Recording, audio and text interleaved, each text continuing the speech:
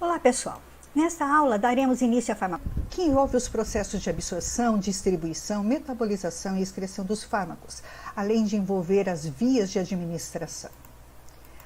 A farmacocinética é o estudo quantitativo do movimento de entrada, disposição e saída de fármacos do organismo, que pode ser descrito por meio dos processos de absorção, distribuição, metabolização e excreção, conhecido como sistema ADME, que determina o início, a intensidade e a duração da ação do fármaco. A farmacocinética estuda o que o organismo faz com o fármaco. A compreensão desses processos e de suas interrelações e a aplicação dos princípios da farmacocinética aumentam as chances de sucesso do tratamento e reduzem a ocorrência de reações adversas aos fármacos. Dessa forma, usando os princípios da medicação segura, fármaco certo, paciente certo, dose certa, via de administração certa e tempo certo. Usando o conhecimento das variáveis farmacocinéticas, os clínicos podem eleger condutas terapêuticas ideais, incluindo via de administração, dose, frequência e duração do tratamento, considerando o perfil do paciente, ou seja, a posologia ideal. Os processos farmacocinéticos de absorção, distribuição, metabolização e excreção determinam com que rapidez e por quanto tempo o fármaco aparecerá no plasma e no órgão-alvo. A concentração do fármaco no sítio de ação e sua ação no organismo determinam a magnitude do efeito, que é a farmacodinâmica. Sendo que a maioria dos fármacos exerce seus efeitos desejados ou indesejados interagindo com receptores, isto é, macromoléculas-alvo especializadas presentes na superfície ou no interior das células. Portanto, a concentração do fármaco no plasma e no tecido-alvo, no sítio de ação, fornece a ligação entre farmacocinética e farmacodinâmica. Esses eventos ocorrem simultaneamente, mas por questões didáticas são estudados de forma separadas. Após a administração do fármaco por via oral, ocorre o processo de absorção, distribuição, metabolização e excreção, onde o fármaco e/ou metabólitos são eliminados. Entretanto, na administração de fármacos por algumas outras vias, como a intravenosa, não ocorre o processo de absorção. Isso porque os fármacos são administrados diretamente em líquido corporal, em geral, circulação sistêmica, sendo distribuído após a sua administração. Outros fármacos, chamados de profármacos, não são ativos, precisam ser metabolizados para gerar o metabólito ativo, que será distribuído e exercerá sua ação farmacológica. Tá? Posteriormente, esse metabólito ativo será metabolizado e eliminado. Muitos fármacos também podem não sofrer totalmente o processo de metabolização e serem eliminados na sua forma inalterada. Como vocês podem notar, esses processos não são fixos na sua ordem. Essa sequência lógica é utilizada para fins didáticos, podendo sofrer variações. Lembrando que durante os processos farmacocinéticos também ocorrem os processos farmacodinâmicos, que veremos em aulas futuras.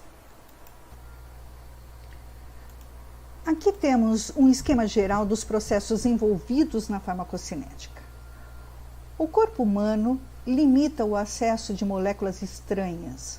Por essa razão, para alcançar seu alvo no interior do corpo e produzir um efeito terapêutico, a molécula de um fármaco precisa atravessar algumas barreiras restritas em seu caminho até seu local de ação.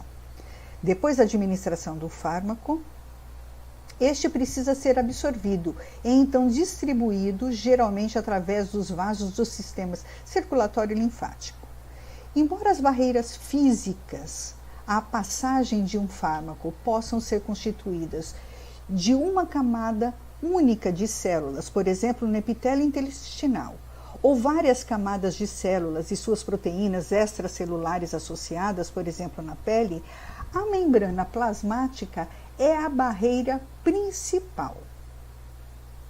Na circulação sistêmica, o fármaco pode se ligar reversivelmente a proteínas plasmáticas, mas apenas o fármaco livre consegue atravessar as barreiras biológicas e chegar aos tecidos e órgãos por meio dos líquidos corporais, podendo exercer assim efeito terapêutico e outros efeitos.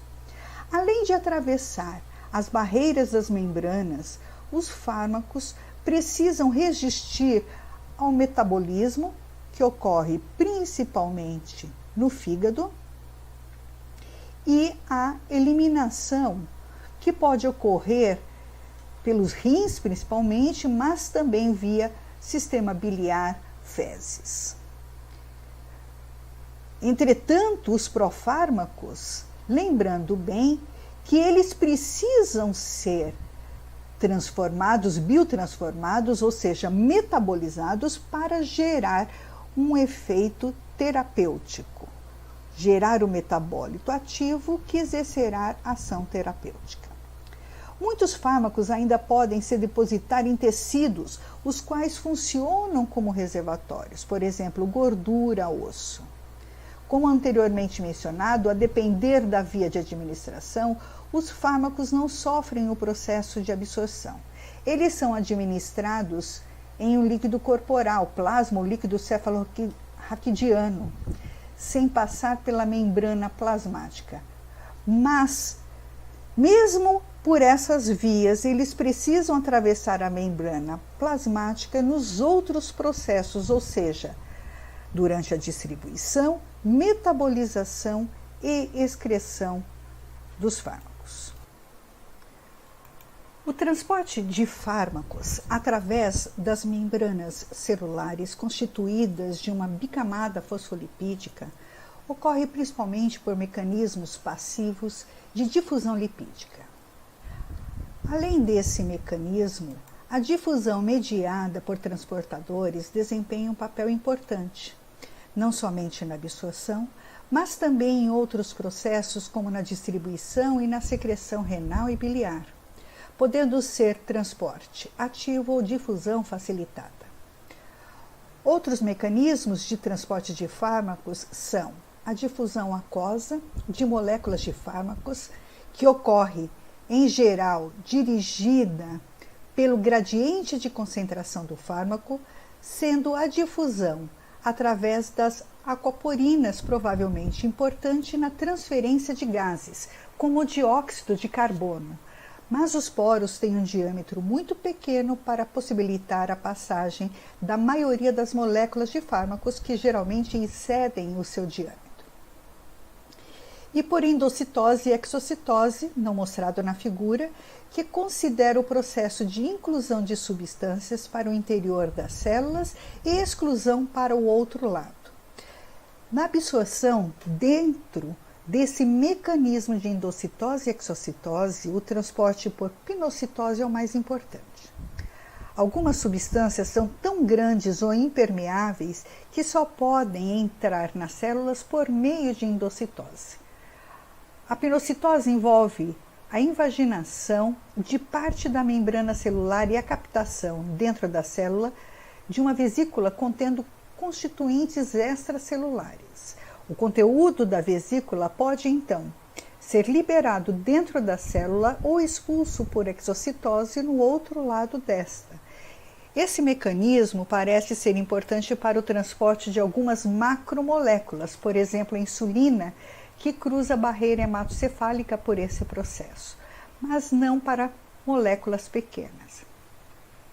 Vamos detalhar um pouco mais sobre a difusão lipídica, que é o principal mecanismo de transporte dos fármacos pela membrana celular, e posteriormente o transporte mediado por carreadores, transporte ativo e difusão facilitada. Na difusão lipídica, o fármaco é transferido de um compartimento para o outro através de uma membrana biológica bilipídica, por difusão a favor de um gradiente de concentração. Desse modo, a velocidade de absorção depende do coeficiente de permeabilidade do fármaco na camada bilipídica e do gradiente de concentração. A difusão lipídica é o fator limitante mais importante para a permeação do fármaco, por causa do grande número de barreiras lipídicas que separam os compartimentos do corpo. Importante, portanto, não só na absorção, mas também na distribuição, metabolização e excreção do fármaco. As moléculas apolares de fármacos, nas quais os elétrons estão distribuídos uniformemente, dissolvem-se livremente na camada lipídica da membrana, difundindo-se prontamente através das membranas celulares.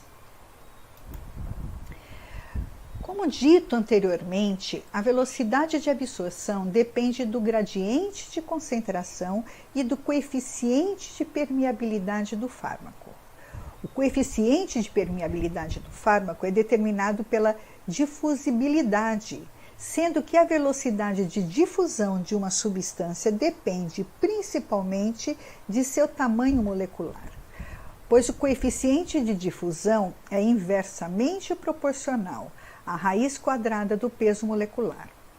Depende também da lipossolubilidade, que pode ser expressa como o coeficiente de partição para a substância distribuída entre a fase da membrana, fase lipídica, e o ambiente aquoso, ou seja, coeficiente de partição óleo-água. E o grau de ionização, que depende do pKa do fármaco e do pH do meio. Portanto, fármacos com permeabilidade limitada. As membranas biológicas limitam sua passagem em virtude do seu peso molecular, lipossolubilidade ou grau de ionização. Neste gráfico, podemos observar no eixo X o coeficiente de partição óleo-água e no eixo Y a permeabilidade. Mas o que vem a ser coeficiente de partição água e óleo? Este parâmetro descreve o equilíbrio de partição de um soluto fármaco entre a água e um solvente orgânico imescível, geralmente octanol, ou seja, descreve a lipossolubilidade. É um parâmetro importante uma vez que a difusão lipídica é o principal mecanismo de transporte de fármacos através das membranas biológicas. Assim, certo grau de lipossolubilidade é necessário para que ocorra uma adequada difusão das moléculas do fármaco através dos fosfolipídios das membranas biológicas, permitindo a sua entrada à circulação sanguínea, no caso do processo de absorção, ou aos tecidos e órgãos, no caso do processo de distribuição.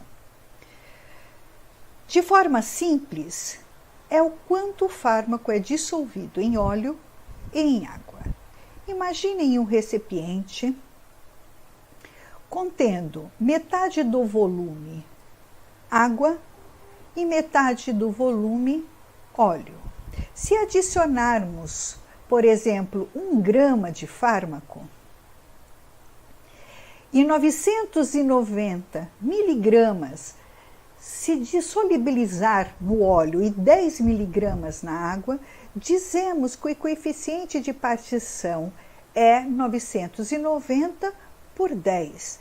Isto é, o coeficiente de partição é 99. Quanto maior o coeficiente de partição, mais lipossolúvel é o fármaco e mais rapidamente será a difusão pela membrana plasmática. Voltando para o gráfico, observamos que quanto maior o coeficiente de partição óleo-água, maior a permeabilidade para todos os fármacos exemplificados pelas retas coloridas.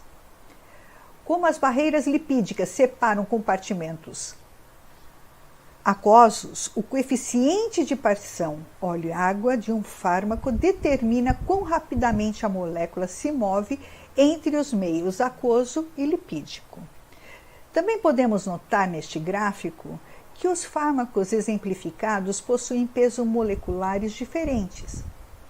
E quanto menor o peso molecular, maior a permeabilidade. Entretanto, quero chamar a atenção que a variação com peso molecular é pouco significativa, pois varia muito pouco entre os fármacos convencionais usados na clínica. Foi dito anteriormente que o grau de ionização também influencia a permeabilidade do fármaco através da membrana plasmática na difusão lipídica. Em geral, os fármacos são bases ou ácidos fracos e, por essa razão, apresentam-se em solução aquosa como espécies químicas ionizadas e não ionizadas. Apenas as espécies não ionizadas são lipossolúveis o suficiente para atravessar as membranas biológicas e serem absorvidas. Por essa razão, a constante de ionização, pKa, apresenta um papel determinante na capacidade do fármaco de atravessar as membranas. Quando o pH do meio for igual ao pKa do fármaco, teremos 50% do fármaco na forma ionizada e 50% na forma não ionizada. Dependendo do pH do meio, uma fração maior ou menor de moléculas do fármaco estará no estado não ionizável, passível de passar pela membrana e, consequentemente, de ser absorvido. Isso porque a espécie ionizada apresenta solubilidade lipídica muito baixa, sendo virtualmente incapaz de difundir-se através de membranas, exceto onde existe um mecanismo específico de transporte. A lipossolubilidade de uma espécie sem carga apolar é suficientemente lipossolúvel para permitir uma rápida difusão através da membrana, mas existem exceções. Bases fortes com pKa acima de 10 ou ácidos fortes com pKa abaixo de 3 são mal absorvidos quando administrados por via oral. Isso porque, em qualquer porção do sistema gastrointestinal, essas substâncias estão na sua forma ionizada. A tubocurarina, uma base forte, é um exemplo de fármaco que, devido à não absorção por via oral, é administrado por via parenteral. Outro exemplo são os antibióticos aminoglicosídeos com alta polaridade, que são administrados por via oral para agirem contra micro-organismos no trato gastrointestinal e não para serem absorvidos. Nessa tabela, temos alguns exemplos de pKa de fármacos, ácidos fracos e bases fracas. A relação entre pKa, pH do meio e lipossolubilidade do fármaco dita as características de absorção e compõe a teoria de partição do pH. A razão da forma lipossolúvel para a forma hidrossolúvel de um ácido fraco ou base fraca é expressa pela equação de Henderson-Hasselbalch. De acordo com a teoria de partição do pH, fármacos que são ácidos fracos tendem a atravessar as membranas celulares em compartimentos fluidos ácidos, enquanto fármacos que são bases fracas em compartimentos alcalinos. Consequentemente, fármacos ácidos fracos tendem a se acumular em compartimentos fluidos básicos, enquanto fármacos bases fracas em compartimentos ácidos, ou seja, apresentam dificuldade em atravessar as barreiras celulares. Isso porque a carga elétrica diminui a permeabilidade das substâncias na membrana biológica. A molécula, na forma ionizada, não poderá escapar desse compartimento com facilidade, acumulando-se nele. A extensão de ionização de um ácido fraco ou base fraca, desse modo, dependerá destes dois fatores, pH e pKa. Temos aqui um exemplo para demonstrar o que foi dito. Não se preocupem com a fórmula, mas tentem entender o raciocínio. A aspirina é um ácido fraco, com pKa de 3,5. Usando a equação de Henderson-Hasselbalch para ácidos fracos, vamos imaginar este fármaco no estômago com pH de 1,5 e no intestino com pH de 6,5. Em parênteses, está demonstrada a variação do pH nos dois locais. Usei valores de pH que facilitassem a interpretação dos resultados. Substituindo os valores na fórmula, observem que no estômago, para cada molécula ionizada, teremos 100 moléculas não ionizadas de aspirina. E no intestino teremos 1000 moléculas ionizadas para uma molécula não ionizada. Portanto, a aspirina, que é um ácido fraco, será mais bem absorvida em meio ácido do estômago, onde a relação é maior de moléculas não ionizadas. No intestino meio básico, onde haverá maior número de moléculas ionizadas, a aspirina ficará retida no lado básico, não atravessará membranas biológicas. Ocorrerá o que se chama de retenção iônica. Agora, nosso exemplo é a codeína, uma base fraca com pKa 8,2. Usamos agora a equação de Henderson-Hasselbalch para bases. No estômago meio ácido, temos para cada molécula não ionizada 1 milhão de moléculas ionizadas. E no intestino, para cada molécula não ionizada, temos 10 moléculas ionizadas. Portanto, a codeína, que é um analgésico opioide, uma base fraca, irá se acumular no lado ácido devido à maior proporção de moléculas ionizadas. Como comentado, um grande número de fármacos são bases fracas. A maioria dessas bases é de moléculas que contêm aminas.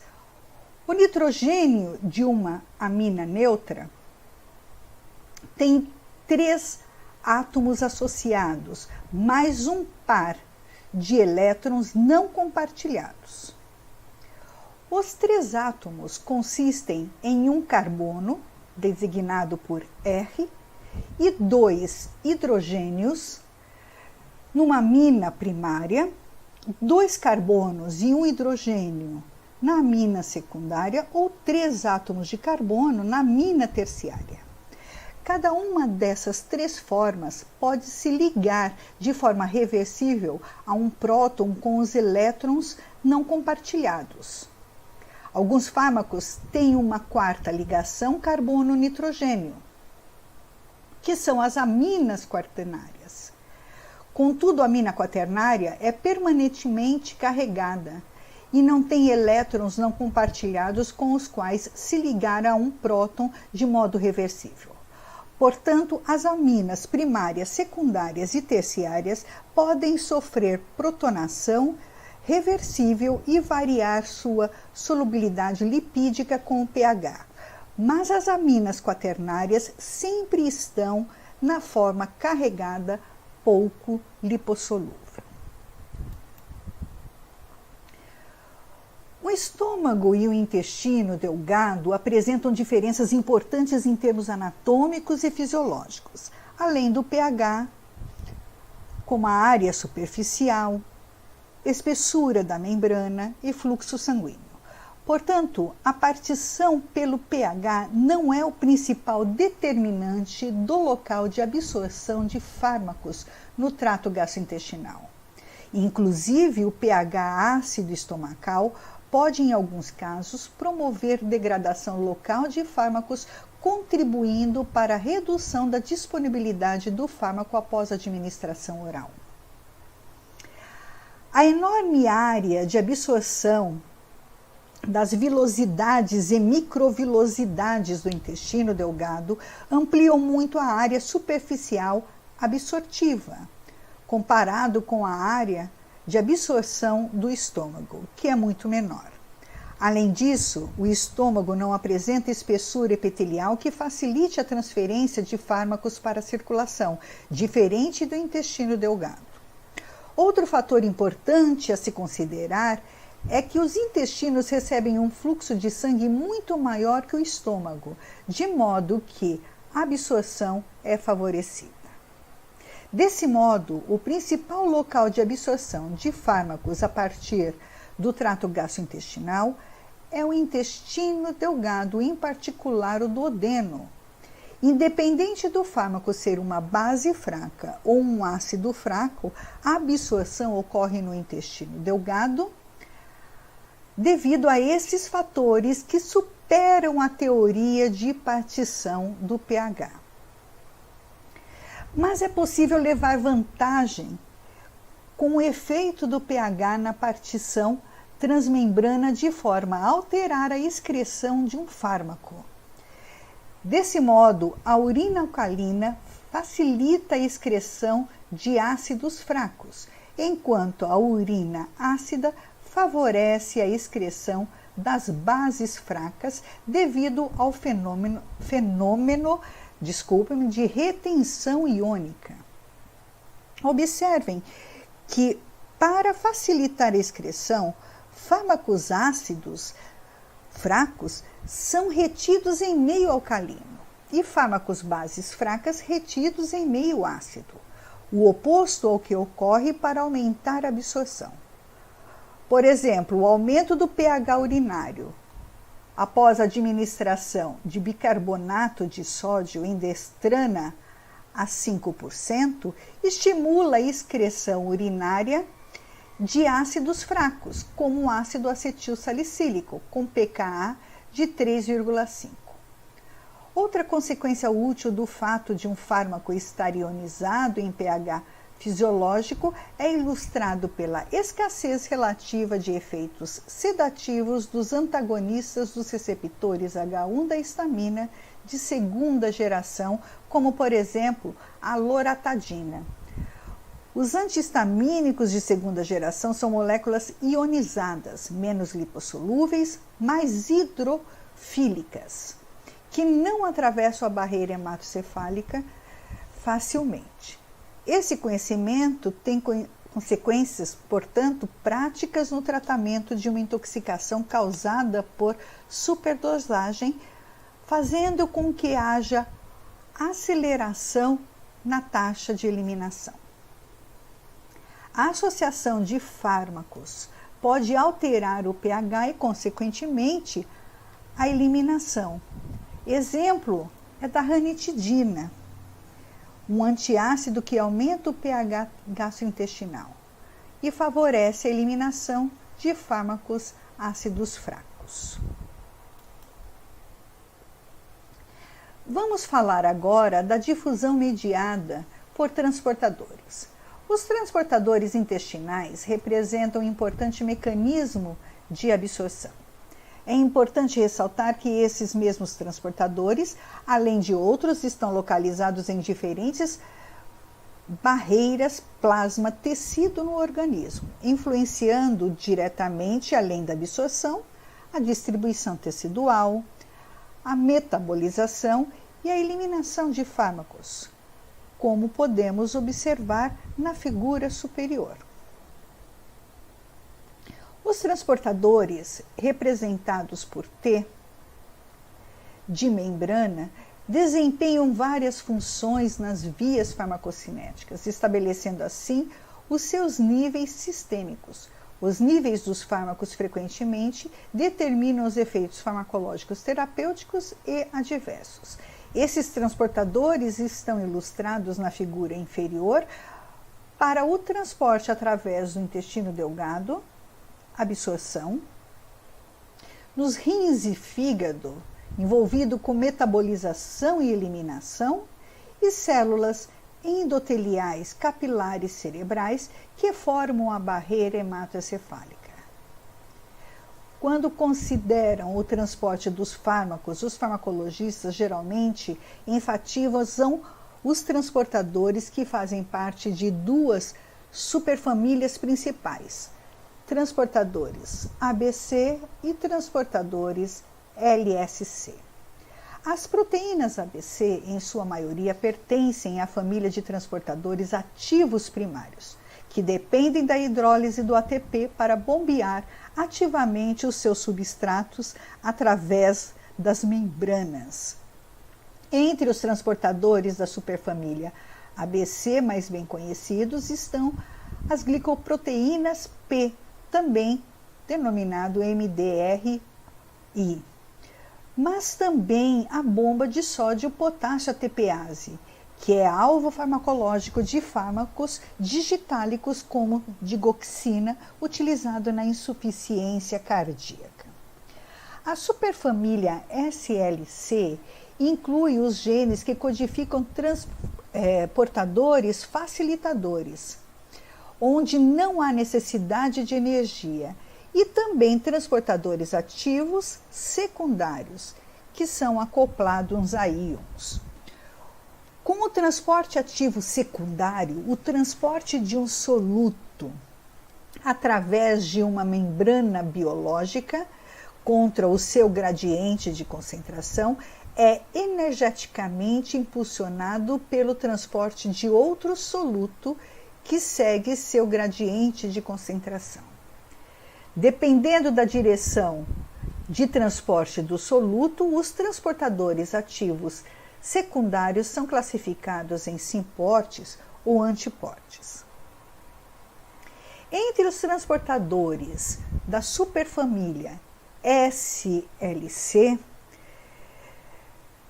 mais amplamente conhecidos estão o transportador de captação de serotonina, SERT, o transportador de captação de dopamina, DAT, o transportador de captação de noradrenalina, NET. Muitos desses transportadores são alvos farmacológicos, como o SERT, o transportador de captação de serotonina, alvo dos antidepressivos, inibidores seletivos da recaptação de serotonina. Os transportadores ABC realizam apenas o efluxo unidirecional, expulsando as moléculas de fármaco, enquanto os transportadores SLC realizam a captação ou a expulsão dos fármacos. O processo ativo requer energia metabólica, transporta moléculas contra um gradiente de concentração e é um processo saturável porque depende de moléculas transportadoras e é seletivo para a estrutura química de um fármaco. Pode ser inibido com o uso de antagonista competitivo.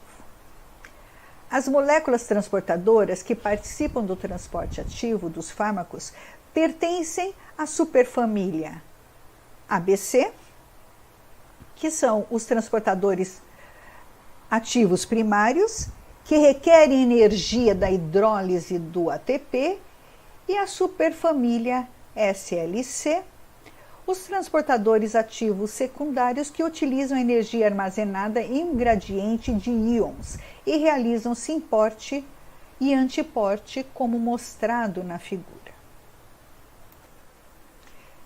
Entre os transportadores, destaca-se a glicoproteína P, ou proteína de resistência a múltiplos fármacos do tipo 1, MDR1.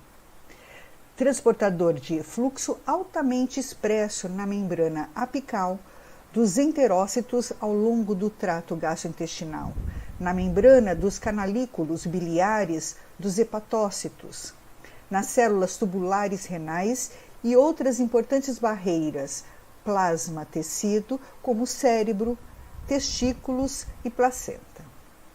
A glicoproteína P desempenha um papel fisiológico importante na proteção de tecidos contra substâncias tóxicas e metabólitos endógenos e como moduladora do processo de absorção, distribuição, metabolização e excreção de fármacos, que são seus substratos.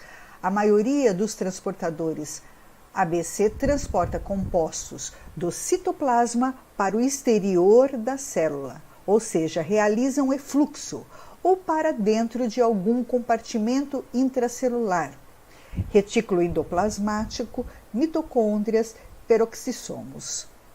Mutações de genes que codificam esses transportadores causam ou contribuem para doenças genéticas humanas, além de conferir resistência a vários fármacos. Como a glicoproteína P é expressa em muitos tecidos e tem um grande número de substratos, esse transportador é comumente associado a interações fármaco-fármaco e fármaco-alimento. Diversos fármacos podem inibir a glicoproteína P. Como exemplos, podemos citar o verapamil, um antagonista de canais de cálcio, espironolactona, um antagonista de aldosterona, ritonavir, um antirretroviral utilizado no tratamento do HIV, ou ainda podem induzir a expressão da glicoproteína P, como por exemplo a rifampicina, um antibiótico utilizado no tratamento da tuberculose. Esta figura, de forma simples, está demonstrando a glicoproteína P realizando o transporte de fármacos do citoplasma para o exterior da célula, ou seja, realizando efluxo. A glicoproteína P reconhece e transporta para fora da célula vários fármacos como antineoplásicos, tamoxifeno, imunossupressores como a ciclosporina A, hormônios esteroidais como cortisol, bloqueadores de canais de cálcio como verapamil, beta-bloqueadores como propranolol e vários outros fármacos. A difusão facilitada é outro tipo de processo especializado envolvendo transportadores, mas a favor de um gradiente de concentração, sem requerer energia. É um processo saturável porque depende de transportadores e seletiva para a estrutura química de um fármaco. Pode transportar fármacos para dentro da célula ou para o exterior da célula. As moléculas transportadoras que participam da difusão facilitada dos fármacos pertencem à superfamília SLC, os transportadores facilitadores. Nesta figura, temos um resumo dos principais mecanismos de transporte pela membrana celular. À esquerda, temos o transporte passivo, que ocorre a favor de um gradiente de concentração. Temos aqui representado a difusão passiva lipídica através da membrana celular e a difusão facilitada, que utiliza o transportador da superfamília SLC, não requerendo energia. À direita temos o transporte ativo, que ocorre contra um gradiente de concentração e requer energia. Observem o sentido das setas. Nesse grupo temos os representantes da superfamília ABC, que realizam transporte ativo primário dependente da hidrólise de ATP, e os representantes da superfamília SLC, que realizam transporte ativo secundário, simporte e antiporte. Voltando àquele esquema geral do percurso do fármaco no organismo, agora que já sabemos quais são os mecanismos pelos quais os fármacos atravessam as membranas celulares, Mecanismos estes, utilizados em todos os processos da farmacocinética, vamos detalhar um pouco mais cada um dos processos envolvidos: absorção, distribuição, metabolização e excreção. Vamos inicialmente falar da absorção. Como já mencionado anteriormente, a absorção pode ou não ocorrer a depender da via de administração. Quando ocorre a absorção, as membranas celulares são as barreiras limitantes de ação do fármaco. Aqui temos relacionadas várias vias de administração. Vias enterais, que são as vias que realizam algum contato com o trato gastrointestinal, como a oral, sublingual, retal.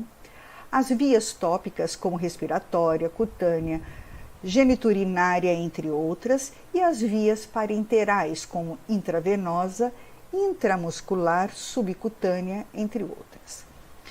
Na maioria das vias de administração ocorre o processo de absorção.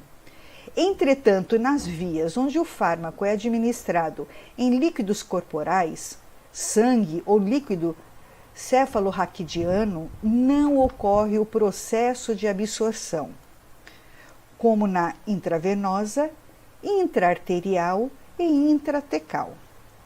O fármaco administrado por essas vias, sem o processo de absorção, apresenta biodisponibilidade de 100%.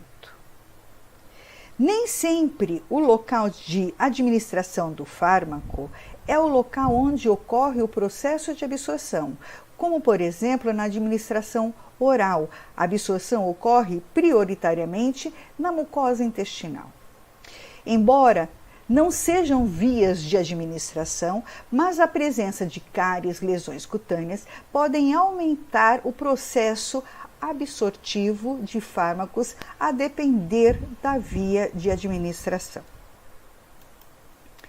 Portanto, a absorção envolve a passagem das moléculas do fármaco através de barreiras existentes entre o sítio de administração e o compartimento vascular, circulação local, como, por exemplo, as veias mesentéricas para absorção intestinal. Não ocorrendo por vias de administração, onde o fármaco é administrado diretamente nos líquidos corporais, sangue ou líquido cefalorraquidiano.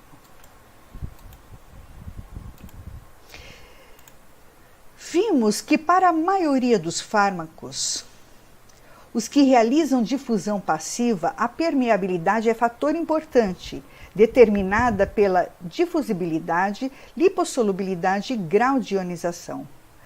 Mas outros fatores acabam possuindo uma relevância maior, como a espessura da membrana, área e fluxo sanguíneo na superfície absortiva, concentração do fármaco no local de absorção, diferenças entre os gradientes de concentração, além do estado físico e solubilidade do fármaco no local de absorção, esvaziamento gástrico e presença de alimentos.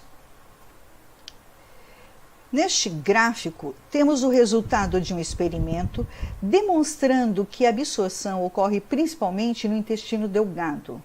No eixo X, temos o tempo e no eixo Y, a porcentagem de fármaco que resta para ser absorvida.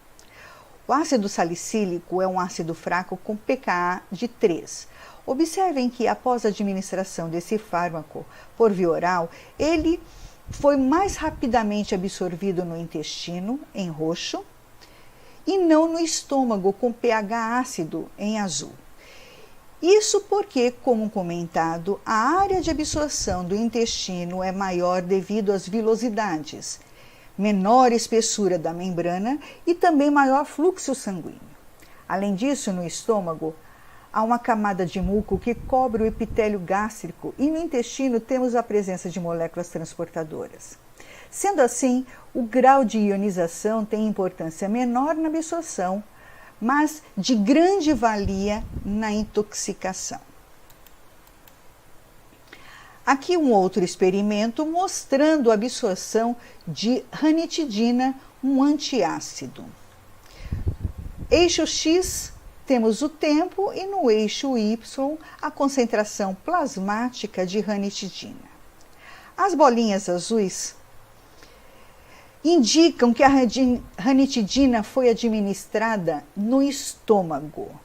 Portanto, a curva de concentração representa a somatória da absorção ocorrida no estômago, intestino delgado e intestino grosso. O triângulo indica que a ranitidina foi administrada diretamente no intestino delgado. Portanto, a curva de concentração plasmática do fármaco representa a somatória da absorção que ocorreu no intestino delgado e intestino grosso. E o quadrado representa a administração diretamente no intestino grosso, portanto, representa a curva de concentração relacionada à absorção ocorrida apenas neste local, intestino grosso. Como podemos notar, a maior absorção ocorreu no intestino delgado. O esvaziamento gástrico, processo fisiológico que regula o deslocamento do fármaco do estômago em direção ao duodeno, também é importante para a absorção de fármacos. Como o duodeno é o principal local de absorção de fármacos, para fármacos absorvidos por difusão, quanto mais rápido for o trânsito do estômago para o duodeno, ou seja, menor tempo de esvaziamento gástrico, mais rápida será a absorção. Observem no gráfico a curva de tempo vezes a concentração plasmática do acetaminofeno ou paracetamol, em condições normais, na linha roxa. Quando metoclopramida, um fármaco que acelera o esvaziamento gástrico, é administrado na dose de 10 miligramas intravenosamente em associação com o paracetamol, observem que houve uma aceleração no processo de absorção com Cmax superior. E quando propantelina, um fármaco que retarda o esvaziamento gástrico, foi administrada na dose de 30 miligramas por quilo intravenosamente, em associação com paracetamol, houve um retardo no processo de absorção, demonstrando que o tempo de esvaziamento gástrico pode interferir na velocidade de absorção. Qualquer retardo no transporte do fármaco do estômago para o intestino reduz a sua velocidade de absorção. Entretanto, se um fármaco se desloca muito rapidamente ao longo do trato gastrointestinal, como pode ocorrer em uma diarreia intensa, ele não é bem absorvido. Estrogênio retarda o esvaziamento gástrico, por isso mulheres na pré-menopausa e durante reposição hormonal estrogênica apresentam esvaziamento gástrico mais lento. Aproveito para chamar a atenção que dose é diferente de concentração. Dose é a quantidade da substância administrada a um organismo vivo, por exemplo, em miligramas. E concentração é um indicativo de composição de uma mistura, geralmente expressa como sendo a razão entre a quantidade de uma substância, o fármaco, e o volume da solução. Então, por exemplo, miligramas por litro. A forma farmacêutica também influencia o processo de absorção. Para que o medicamento administrado por via oral seja absorvido, é necessário que seja liberado e dissolvido da forma farmacêutica. Variações na atividade biológica de um fármaco podem ser ocasionadas por diferenças na velocidade na qual ele se torna disponível no organismo. Muitas vezes a velocidade de dissolução nos fluidos biológicos é a etapa limitante para a absorção e, consequentemente, pode afetar o início, a intensidade e a duração de resposta do fármaco. Após administrado por via oral, uma forma farmacêutica sólida sofre o processo de desintegração, onde o fármaco é liberado de sua forma farmacêutica e passa a se apresentar em partículas menores, seguido por uma etapa de desagregação, onde ocorre a redução das partículas, e, por fim, a dissolução, que é a solubilização do fármaco no meio. Na produção de medicamentos, os fármacos são adicionados de recipientes, a fim de se obter a forma farmacêutica para a administração. Embora geralmente inertes, os recipientes são capazes de influenciar muitas vezes a velocidade e ou extensão de absorção de um fármaco. Temos nessa figura alguns exemplos de formas farmacêuticas, velocidade de absorção e concentrações plasmáticas do fármaco após a administração oral. As formas farmacêuticas aqui exemplificadas são cápsula, comprimido revestido, cápsula com pellets revestidos e comprimido tipo matriz. As cápsulas geralmente são feitas de gelatina, que contém o fármaco em seu interior. Geralmente, a liberação do fármaco ocorre rapidamente, ou seja, de liberação imediata, disponibilizando o fármaco mais rapidamente para sua absorção. Como podemos observar, após a administração oral, o fármaco na forma de cápsula começa a ser absorvido rapidamente. Os comprimidos são produzidos por compressão mecânica de substância ativa, portanto, sua dissolução é mais lenta. E os comprimidos revestidos contêm uma camada adicional de revestimento, como cera, os tornando de liberação retardada. Para que este revestimento se dissolva, precisa entrar em contato com o meio menos ácido do intestino delgado ou com as enzimas digestivas ali presentes. Isso pode retardar seu processo de absorção e os níveis plasmáticos do fármaco só são observados após um tempo, como podemos observar na figura. A cápsula com pellets revestidos de fármaco e o comprimido tipo matriz são exemplos de formas farmacêuticas de liberação prolongada, que liberam o fármaco paulatinamente ao longo do dia, sendo, portanto, o processo de absorção contínuo durante o dia, proporcionando um efeito mais duradouro. Na cápsula com pellets de fármaco revestido, os pellets são revestidos com um filme ceroso de espessura graduada, liberando o fármaco como mini bombas. E no comprimido tipo matriz, o fármaco é incorporado em uma malha inerte, da qual é liberado por difusão ao ser umedecido nos fluidos gastrointestinais.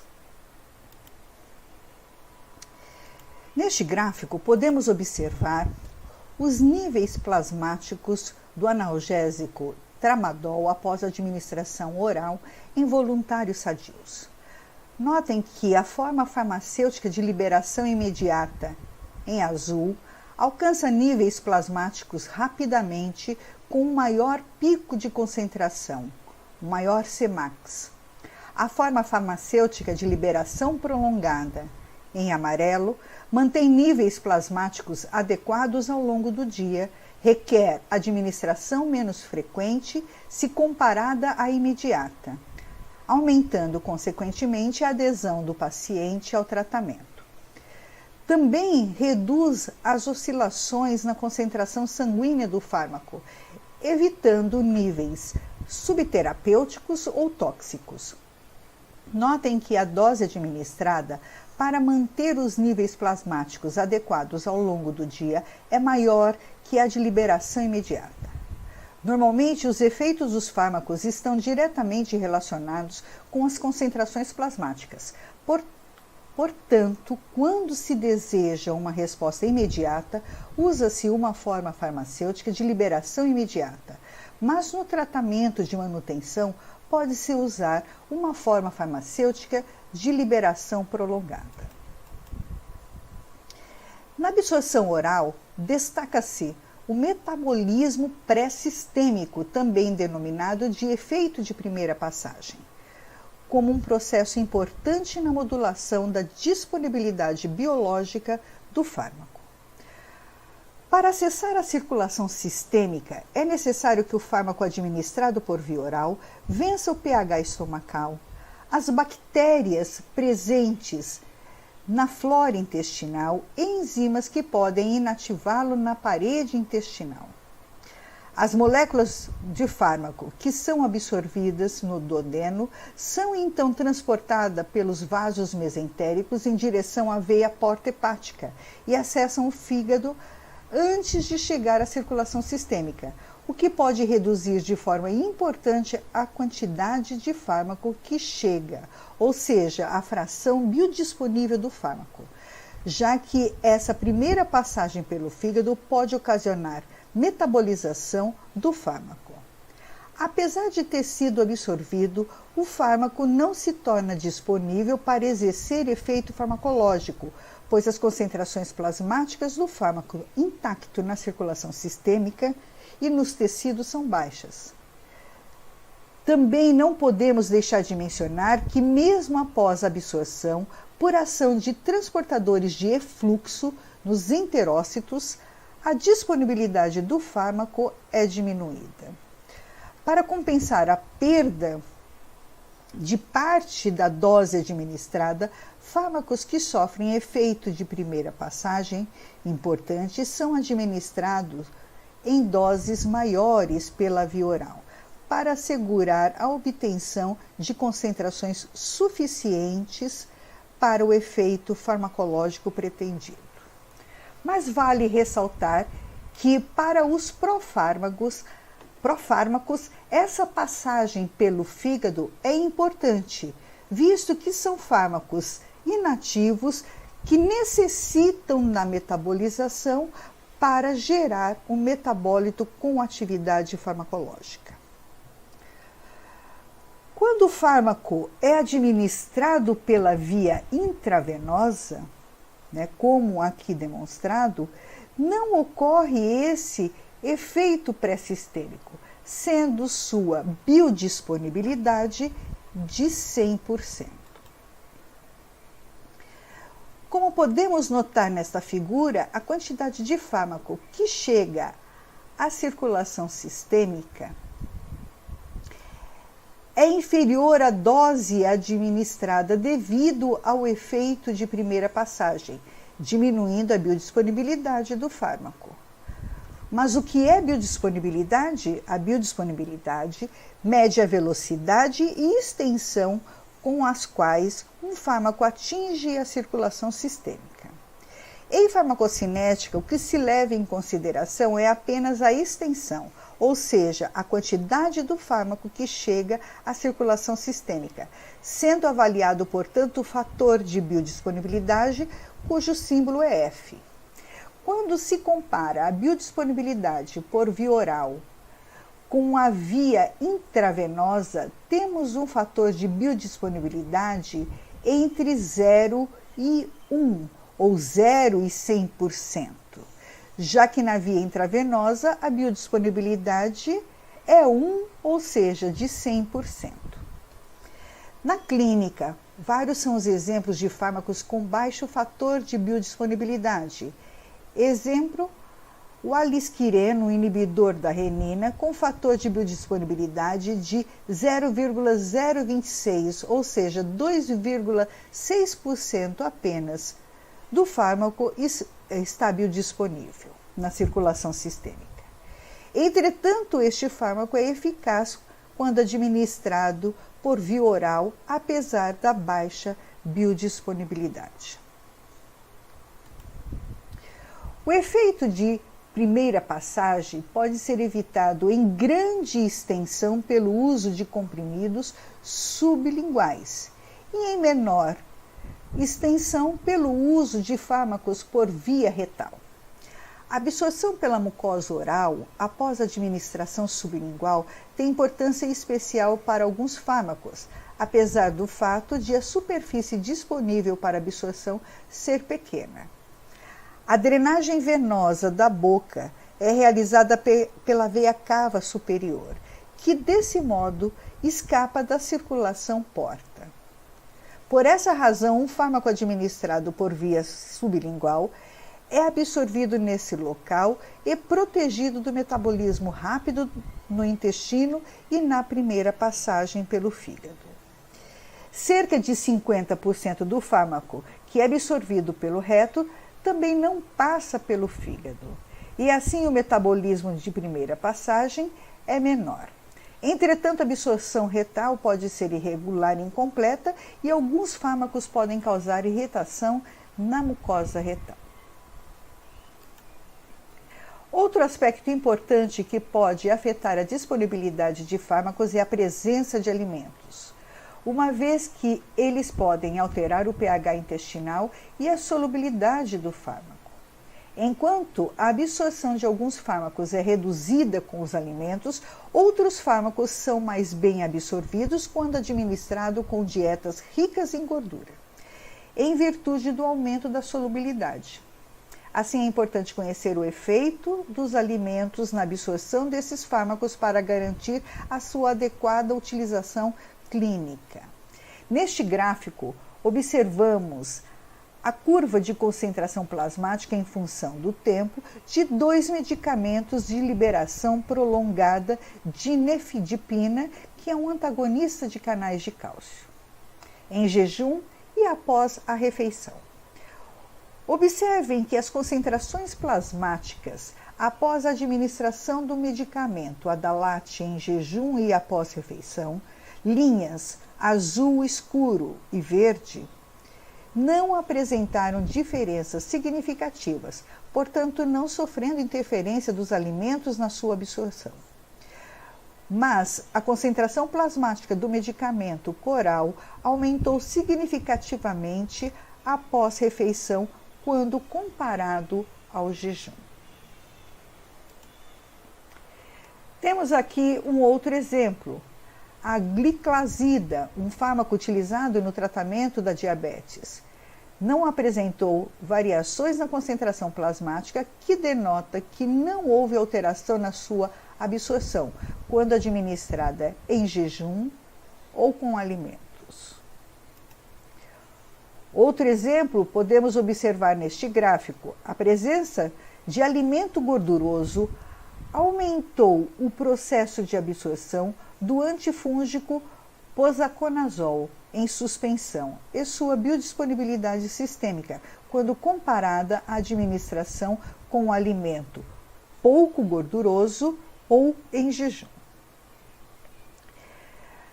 Temos ainda uma outra comparação neste gráfico demonstrando a interferência da forma farmacêutica. Notem que a absorção foi maior após a administração com o alimento gorduroso do medicamento na forma farmacêutica de suspensão, quando comparado à forma farmacêutica em cápsula. Alguns parâmetros farmacocinéticos estão demonstrados no gráfico inferior à direita. Após a administração oral, os fármacos começam a ser absorvidos até atingir uma concentração máxima, denominada Dcmax, e posteriormente começa a decair esses níveis plasmáticos devido a uma maior metabolização que absorção. O tempo que leva para atingir o Cmax é denominado de Tmax. E a área sob a curva ASC representa a extensão da absorção. Com base nesse conhecimento, podemos agora analisar os demais gráficos. O paracetamol foi administrado em jejum, com café da manhã continental, que é um café leve, com pão, manteiga e leite, e com café da manhã inglês, que é um café gorduroso com bacon, ovos. Observem que o paracetamol apresenta um Cmax maior e um Tmax menor em jejum, ou seja, sua absorção foi mais rápida, com nível plasmático máximo superior em comparação à administração com café continental, bem como superior em comparação à administração do fármaco com café inglês. Entretanto, observamos que a área sob a curva não foi alterada com nenhuma forma de administração do fármaco, demonstrando que a extensão de absorção foi a mesma. Nesta figura temos a demonstração da concentração plasmática da teofilina, fármaco utilizado no tratamento da asma, administrado com volume pequeno de água, com alimentos e com um grande volume de água. O alimento não interferiu na absorção do fármaco quando comparado ao pequeno volume de água, mas grande volume de água aumentou a taxa de absorção. Aqui temos a demonstração que a absorção do antifúngico itraconazol foi aumentada quando o fármaco foi administrado com Coca-Cola, em comparação à água. Esses dados são apenas experimentais e não indicação, ok? Até porque o aumento da concentração plasmática nem sempre é desejado, pois as concentrações plasmáticas precisam estar dentro da janela terapêutica, que é a faixa de concentrações plasmáticas ideais para se ter o efeito terapêutico desejado. Concentrações inferiores à janela terapêutica não costumam produzir efeito farmacológico e, acima, produzem efeitos tóxicos. E, por fim, temos mais um exemplo da influência de alimentos na absorção da tetraciclina, um antibiótico. Observem que a administração do fármaco com antiácido ou com leite reduziu significativamente a absorção desse antibiótico, resultado de fenômenos de complexação com cátions divalentes, como o cálcio presente no leite. Portanto, podemos dizer que não existe regra no processo de absorção do fármaco quando este é administrado em jejum ou com alimentos. Cada fármaco tem um perfil farmacocinético diferente, necessitando de estudos que demonstrem a melhor forma de administração para obter melhor absorção. Assim, é importante conhecer o efeito dos alimentos na absorção desses fármacos para garantir a sua adequada utilização clínica. 2 pontos quero chamar a atenção. O primeiro é que a circulação local influencia a taxa de absorção. Fármacos solúveis em lipídios ou que facilmente penetram os poros aquosos da membrana são altamente dependentes do fluxo sanguíneo, pois ele contribui para o gradiente de concentração entre o lumen intestinal e a circulação sistêmica. Dessa maneira, doenças como insuficiência cardíaca congestiva, hemorragias por trauma ou cirurgia ou choque podem reduzir a disponibilidade biológica de fármacos fluxodependentes. E o segundo ponto a se considerar é que nem sempre se deseja um processo de absorção. Algumas vezes o fármaco é administrado por via oral, mas espera-se que não haja absorção para que possa atuar no trato gastrointestinal. Como exemplo, temos a mesalazina, utilizada no tratamento de doenças inflamatórias intestinais, como a doença de Crohn e a retocolite ulcerativa inespecífica, e aminoglicosídeos no tratamento de micro-organismos do sistema gastrointestinal.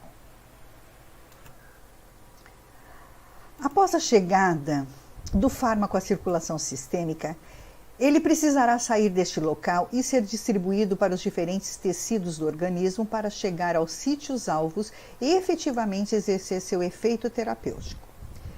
Distribuição é, portanto, o processo de transferência reversível do fármaco da circulação sistêmica em direção aos tecidos. Após a chegada à circulação sistêmica, de acordo com a afinidade às proteínas plasmáticas, o fármaco estabelecerá um equilíbrio dinâmico entre a fração livre e a fração ligada neste compartimento. Apenas a fração livre será capaz de ultrapassar as membranas vasculares e de chegar aos tecidos. Na fração plasmática do sangue, a albumina é a proteína presente em maior concentração. A albumina tem afinidade por fármacos de caráter ácido, como os anti-inflamatórios não esteroidais, os AINES. Contudo, o grau de ligação às albuminas pode ser afetado por fatores relacionados com a doença, como, por exemplo, a hipoalbuminemia. Também é possível a ocorrência de ligações inespecíficas da albumina a fármacos de caráter básico, os quais, em geral, têm maior afinidade pela glicoproteína alfa-1 ácida. As outras proteínas plasmáticas com as quais os fármacos podem se ligar são as beta-globulinas, com afinidade por esteroides androgênicos e estrogênicos, as lipoproteínas com afinidade por fármacos lipossolúveis e a transcortina com afinidade pelo cortisol, por exemplo. A maioria dos fármacos mantém uma amplitude de ligação e fração livre relativamente constantes. A ligação às proteínas plasmáticas influencia não só os processos de distribuição e eliminação, mas também a resposta farmacológica. Fármacos com elevada ligação às proteínas, como furosemida e propranolol, em geral apresentam distribuição tecidual lenta. Ao contrário, fármacos que apresentam elevada fração livre no plasma podem se distribuir rapidamente pelos tecidos, como heparina, que não se liga às proteínas plasmáticas. Pode ocorrer competição entre os fármacos pela mesma proteína plasmática, com deslocamento do fármaco de menor afinidade e, consequentemente, aumento da fração livre do fármaco deslocado e aumento na resposta farmacológica, podendo, teoricamente, levar à toxicidade. Entretanto, poucos fármacos terapêuticos afetam a ligação de outros fármacos, pois em concentrações plasmáticas terapêuticas ocupam apenas uma diminuta fração dos pontos de ligação disponíveis. As sulfonamidas são uma exceção. Já se deu muita importância a esse tipo de interação como fonte de efeitos adversos de fármacos em clínica médica, mas esse tipo de competição é menos importante do que se pensava. As proteínas plasmáticas são aceptores de fármacos. A ligação de um fármaco a uma molécula não reguladora, como a albumina plasmática, não resulta em alguma mudança detectável na função do sistema biológico, razão pela qual essa molécula endógena é chamada de sítio de ligação inerte ou aceptor.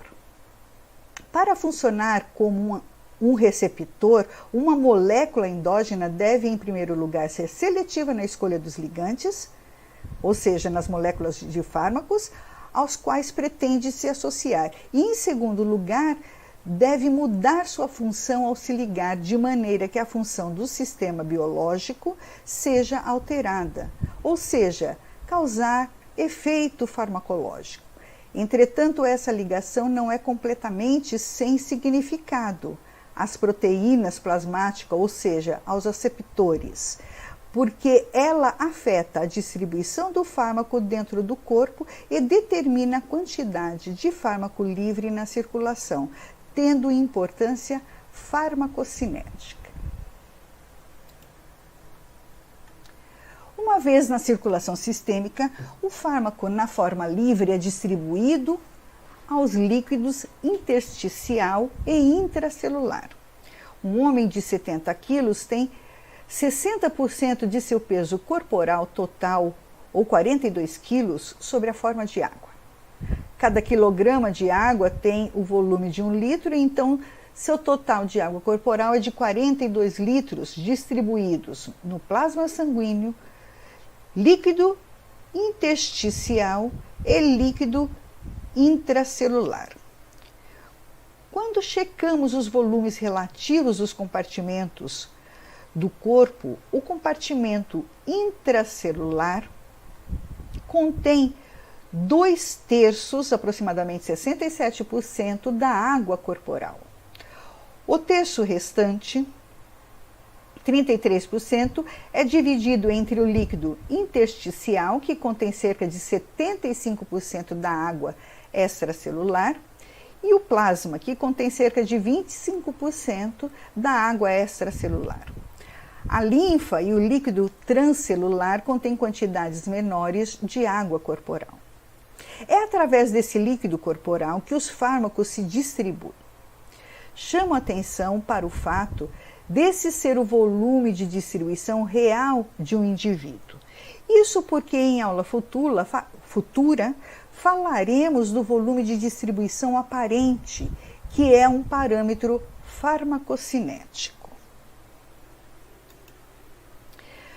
Vários são os fatores que afetam a taxa de liberação e a quantidade do fármaco distribuído aos tecidos. Coeficiente de partição óleo e água, para poderem ultrapassar as membranas celulares, o débito cardíaco, o fluxo sanguíneo regional, permeabilidade capilar, volume do tecido, conteúdo de lipídio e a ligação às proteínas plasmáticas. Na distribuição, inicialmente, o fígado, os rins, o encéfalo e outros órgãos bem perfundidos recebem a maior parte do fármaco. A liberação aos músculos, a maioria dos órgãos internos, a pele e a gordura é mais lenta. Essa segunda fase de distribuição pode demorar de minutos a horas, antes que a concentração do fármaco nos tecidos esteja em equilíbrio com seu nível sanguíneo. A segunda fase também envolve uma fração muito maior de massa corporal, por exemplo, o músculo, que a fase inicial, e em geral representa a maior parte da distribuição extravascular. É importante ressaltar que transportadores estão localizados em diferentes barreiras plasma-tecido no organismo, influenciando diretamente na distribuição tecidual e eliminação de fármacos. Em geral, a cessação do efeito farmacológico depois de interrupção do uso de um fármaco é atribuído ao metabolismo e à excreção, mas também pode ser causada pela redistribuição do fármaco do seu local de ação para outros tecidos ou locais. A redistribuição é um fator importante para a interrupção do efeito farmacológico, principalmente quando um composto altamente lipossolúvel que atua no encéfalo ou sistema cardiovascular é administrado rapidamente por injeção intravenosa ou inalação. Esse é o caso do anestésico intravenoso tiopental, que é um fármaco lipossolúvel. Como o fluxo sanguíneo para o encéfalo é grande e o tiopental, bastante lipossolúvel, atravessa facilmente a barreira hematocefálica, esse fármaco alcança sua concentração encefálica máxima pouco depois de sua injeção intravenosa. Em seguida, as concentrações plasmáticas e encefálicas diminuem à medida que o tiopental é redistribuído aos tecidos, como músculo e tecido adiposo, como demonstrado na figura. Essa redistribuição é o mecanismo pelo qual a anestesia com tiopental é interrompida, porque sua eliminação é muito mais lenta. A concentração do fármaco no encéfalo mantém-se proporcional ao nível plasmático, porque há pouca ligação do tiopental aos componentes encefálicos.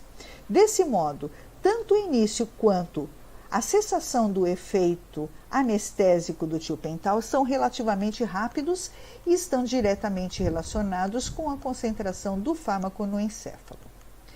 Mas sua eliminação é lenta, porque ocorre redistribuição e acúmulo em outros locais. A taxa de acumulação nos diversos compartimentos do corpo depende do fluxo sanguíneo regional. O grau de acumulação reflete as diferentes capacidades dos compartimentos e a lenta eliminação em decorrência da baixa perfusão. Portanto, a finalização do efeito farmacológico dessa dose única de tiopental depende de sua redistribuição e não de seu metabolismo. Portanto, alguns fármacos acumulam-se nos tecidos em concentrações mais altas que as detectadas nos líquidos extracelulares e no sangue. Em geral, a ligação tecidual do fármaco ocorre com os componentes celulares e geralmente é reversível. Uma fração expressiva do fármaco no corpo pode estar ligada dessa forma a tecidos que funcionam como reservatório, prolongando a ação do fármaco devido à liberação lenta. Essa ligação e acumulação nos tecidos também pode causar efeitos tóxicos locais, por exemplo, efeitos tóxicos renais e ototoxicidade associadas aos antibióticos aminoglicosídeos. Temos aqui vários exemplos de fármacos que podem se depositar em tecidos. Muitos fármacos lipossolúveis são armazenados por solubilização física na gordura neutra. Nos indivíduos obesos, o teor de gordura do corpo pode chegar a 50%, e mesmo nas pessoas magras, a gordura constitui 10% do peso corporal. Por essa razão, o tecido adiposo pode funcionar como reservatório dos fármacos lipossolúveis. O tecido adiposo é um reservatório muito estável, porque sua irrigação sanguínea é relativamente lenta. O depósito de fármaco na gordura corporal após administração aguda é importante somente para alguns poucos fármacos altamente lipossolúveis, como anestésicos gerais. Contudo, quando fármacos lipossolúveis são administrados cronicamente, o acúmulo no tecido adiposo é geralmente significativo, como os benzodiazepínicos, que são fármacos ansiolíticos. Além disso, alguns fármacos e contaminantes ambientais, como os inseticidas, se ingeridos regularmente, acumulam-se de maneira lenta, mas progressiva no tecido adiposo. A digoxina, um digitálico usado na insuficiência cardíaca, pode se acumular no músculo esquelético devido à capacidade de se ligar às proteínas do músculo. As tetraciclinas acumulam-se lentamente em ossos e dentes, pois apresentam alta afinidade pelo cálcio, não devendo, por isso, ser administrada a crianças. Entretanto, a dissolução do fármaco à superfície do cristal ósseo e sua incorporação à estrutura cristalina podem ser vantagens terapêuticas nos pacientes com osteoporose. O osso pode funcionar como reservatório para a liberação lenta de compostos tóxicos, como chumbo ou rádio. Desse modo, seus efeitos podem persistir por muito tempo após o término da exposição. A cloroquina, um medicamento antimalárico, tem alta afinidade pela melanina, sendo captada por tecidos como a retina, rica em grânulos de melanina, responsável por sua toxicidade ocular. Concentrações muito altas de amiodarona, um fármaco usado no tratamento de arritmias cardíacas, acumulam-se no fígado e pulmões, podendo causar efeitos adversos como hepatite e fibrose intersticial, respectivamente. E como mencionado anteriormente, embora com importância menor nas doses terapêuticas, pode ocorrer ligação às proteínas plasmáticas que servem também de depósito. Exceção às sulfonamidas, que ocupam cerca de 50% dos pontos de ligação em concentrações terapêuticas, podendo causar efeitos adversos ao deslocar outros fármacos. Para que um medicamento administrado por via oral, por exemplo, produza um efeito no sistema nervoso central, deve permear a barreira hematoencefálica. As células endoteliais dos capilares do encéfalo têm junções compactas contínuas. Por essa razão, a penetração dos fármacos no encéfalo depende da permeabilidade do fármaco ou de transportadores. A barreira hematoencefálica é constituída por células epiteliais reunidas por junções compactas e pelos pés dos astrócitos. Desse modo, a solubilidade lipídica das formas não ionizada e livre de um fármaco é um determinante importante de sua captação pelo encéfalo. Quanto mais lipofílico é um fármaco, maiores as chances de que ele atravesse a barreira hematoencefálica. Além disso, encontramos na barreira hematoencefálica moléculas transportadoras das superfamílias ABC e SLC. Lembrando que representantes da família ABC realizam o efluxo, ou seja, expulsam moléculas do fármaco para o exterior das células. Em geral, a função da barreira hematoencefálica está bem preservada. Uma forma possível para transpor a barreira hematoencefálica é a utilização da via intratecal para a administração do fármaco, onde este é diretamente liberado no líquido cefalorraquidiano. Contudo, a inflamação da meninge do encéfalo rompe a integridade da barreira hematoencefálica e aumenta a permeabilidade local, permitindo, por exemplo, a administração do antibiótico penicilina por via intravenosa ao invés da via intratecal no tratamento da meningite. Na figura temos um gráfico mostrando as concentrações plasmáticas do antibiótico tienamicina administrado intravenosamente em coelhos. No plasma, em verde, e no líquido cefalorraquidiano normal, em vermelho. Como demonstrado, o fármaco não consegue atravessar a barreira hematoencefálica quando esta está íntegra, mas na meningite, concentrações do fármaco são encontradas no líquido cefalorraquidiano, em roxo, demonstrando que durante a inflamação da meninge ocorre um aumento da permeabilidade devido ao rompimento da integridade da barreira. A barreira placentária, embora possa limitar a entrada de inúmeros fármacos, não constitui um bloqueio como observado na barreira hematoencefálica. Na placenta, encontramos moléculas transportadoras da superfamília ABC, como a glicoproteína P, que realiza efluxo, e também várias enzimas da família do citocromo P450 envolvidas na metabolização dos fármacos. Entretanto, mesmo assim, muitos fármacos vencem essas barreiras e causam toxicidade fetal. Ficamos por aqui, continuamos farmacocinética na próxima aula e bons estudos.